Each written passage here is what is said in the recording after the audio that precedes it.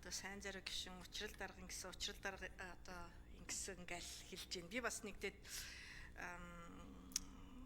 их хурлын дарга улсын их хурлын гишүүд их сайхан юм бодож элдв янзын хууль оруулж ирж байгаа нь зорилго нь зөв боловч яг нийтэр дээрээ хуулийн төсөл нь одоо батлагдаад явхлаар бас их сөрөг нөлөөллүүдийг үзүүлээд байна. Ийм учраас засгийн газар өөрөө бас асуудлуудыг гартаа авч хариуцлагатай баймаар байна гэж хэлсэнтэй бол санал нэг байна. Энэ хуулийн заалт өөрөө 4 заалттай, 2 заалтанд зөрчилтөө, нэг зөрчлийн нь бол төрөн Батсул тендерийн хуультай одоо зөрчилдөж байна гэдгийг бол хэлсэн. Нэг заалт нь бол энэ эрдэм шинжилгээний байгууллагт хамаарах субъектыг зөвхөн одоо судалгааны их сургууль байна гэж одоо зааж өгсөн нь өөрөө ямар сөрөг нөлөөтэй юм бэ гэхлээр одоо байгаа их сургуулийн болон тэдгээрийн дэргэдэх эрдэм шинжилгээний хүрээлэн үйлдвэр туршидын лабораторид ажиллаж байгаа эрдэмтэн судлаачид цалингийн 30% нэмэгдлээ авч чадахгүй төрнө. Яагаад гэвэл эрдэм шинжилгээний байгууллагад хамаарахгүй болчихж байгаа байхгүй. Монгол улсад яг одоогоор судалгааны нэг ч их сургууль байгуулагдаагүй. Яагаад гэвэл улсын их хурлаар судалгааны их сургуулийг байгуулна гэж балаа хууль баталсан байгаа байхгүй. Дээд боловсролын тухай хуулиар. Тэгэхээр эрдэм шинжилгээний байгууллагын энэ статусыг заавал судалгааны их сургуульд хамаатуулаад бусад одоо их сургууль, дээд сургууль, бусад одоо энэ сургалтын байгууллагууд эрдэм шинжилгээний ажил хийхгүй юм шиг ийм одоо заалтыг оруулж болохгүй шүү дээ. Уг нь их л сайхан зүйл сансан байх. Гэхдээ нийтэр дээрээ бол бүх их сургуулиудыг, дээд сургуулиудыг, эрдэм шинжилгээний одоо энэ байгууллага лабораториудыг бүгднгийн одоо статусгүй болгочихж байгаа байхгүй. Ийм учраас энэ асуудлаа хууль санаачлагчид одоо олж харсан уу? Мэдэж одоо ийм заалт оруулчихв уу? Мдээгүй ийм заалт оруулчихв уу? Энийг хэрхэн яаж засах вэ? Боловсролын дээд хуулийн дээр орсон байгаа энэ судалгааны их сургуулийн асуудлыг эргэж засахгүй мүү? Боловсролын сайдаас асуумаар байна. Наранбаяраас өмнө батлагдсан заалт. Энэ заалт бол өнөөдөр маш олон их сургуулиудад хүндрэлд очруулж байгаа. Тэгэхээр энэ одоо заалтаа мэдэж оруулсан уу, мдээгүй оруулсан уу гэдгийг асууж ийж ажлын хэсгийн хүрээндээ үүнийг одоо залруулах уу, үгүй юу, энэ хിവэр нь гол зорилго нь юу байсан юм бэ гэдгийг бол бас асуумаар байна. Боловсролын системээ бас нэг сайжруулахгүй бол дээд сургуулиудын одоо статусыг бас байхгүй болгоо ийцэн. Дээд сургуулиудыг бүгднийг коллеж болгоцсон.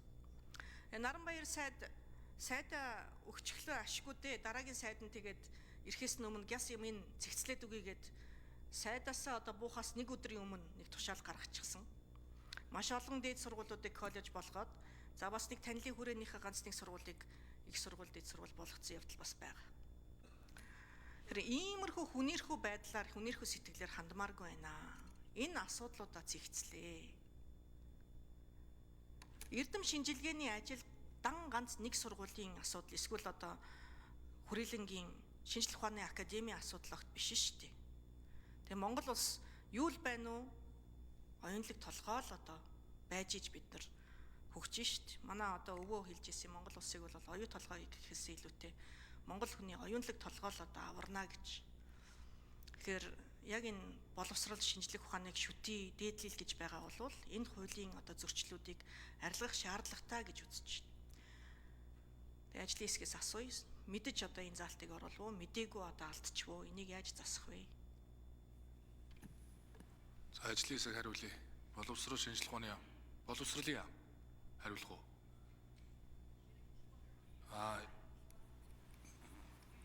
За уян гишүү хариулъя. За харин цаг гишүүнд баярлалаа.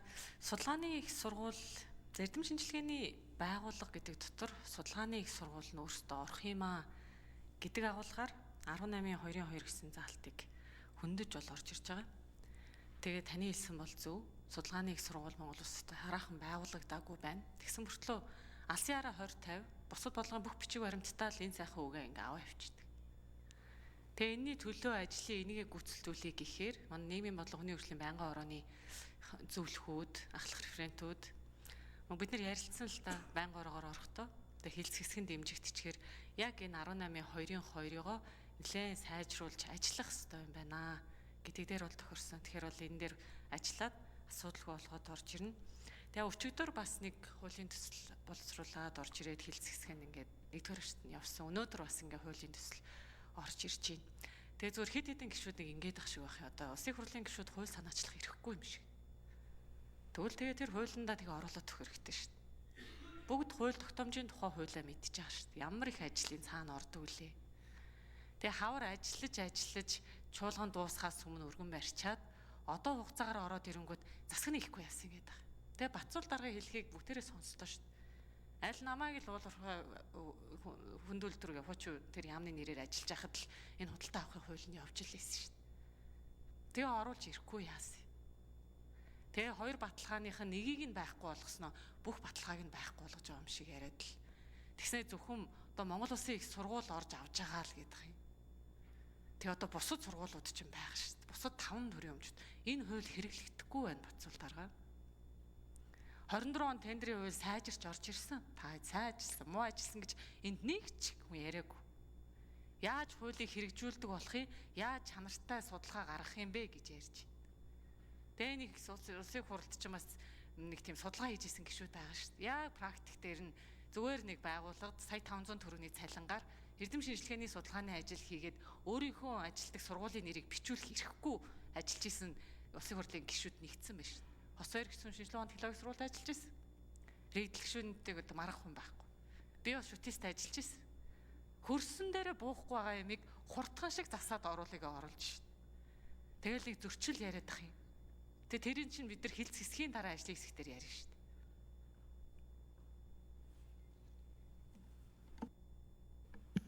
Ариун заяа гишүүн тодруулна. Наранбаяр сайд ороод ирлээ. Та миний асуултад хариулаад өгөхгүй. Гэхдээ танд одоо 1 минут үлдэх одоо өгөгдөх байх.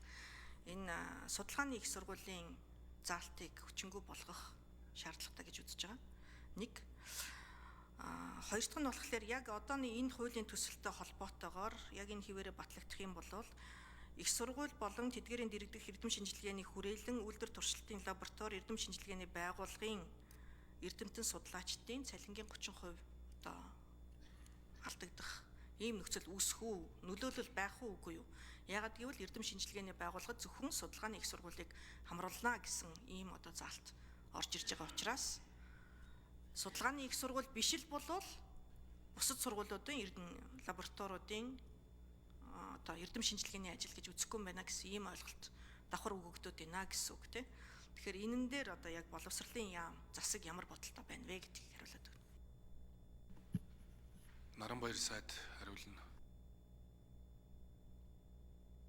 За баярлалаа. Сая би бас энэ гамшигын эрсдлийг бууруулах хүнсний зөвлөлийн хуралдаанд оролцож байгаад хоцроод ороод ирлээ уучлаарай. Тэгэхээр энэ нэгдүгээрт бид энэ судалгааны их сургууль бол тусдаа хуулиар гарах. Тусдаа энэ чинь судалгааны их сургууль эрх зүйн байдлын тухай хууль гэж санаачилж оруулж ирэх хэрэгтэй. Энэ үндсэн суурь судалгаа нь явагдаж байгаа. Өнөөдрийн нөхцөл байдал донд бол дандаа сургалтын их сургуулиуд байгаа ш. Тэрэн дотроо мэрэгжлийн мөн одоо бусад тэгээд ингээд ангилагдаад явж байгаа. Тэгэхээр зэрэг энэ судалгааны их сургууль болох энэ үйл явц процесс бол нэлээд удаан цаг хугацаа шаардна. Энтэй холбоотойгоор тэнд ажиллаж байгаа профессоруудын мөн одоо багш нарын цалин зөвхөн эрдэм шинжилгээний байгууллагатай шууд адилтгаж үзэж цалинг нь бууруулна гэдгийг бол хүлээн зөвшөөрч болохгүй. Хэрвээ ийм зүйл энэ хуулийн төсөлд байгаа бол бид нар бас эргэж харах ёстой. Гэхдээ энэ хуулийн төсөлд байгаа нэг дэвшилттэй тал нь бол тендерийн харилцаанд төрийн өмчийн сургуулиуд бас оролцох боломжийг нээж байгаа нь зөв шүү гэж харж байна. Мөнгөн зоогийн гаан үлэг гишүүн.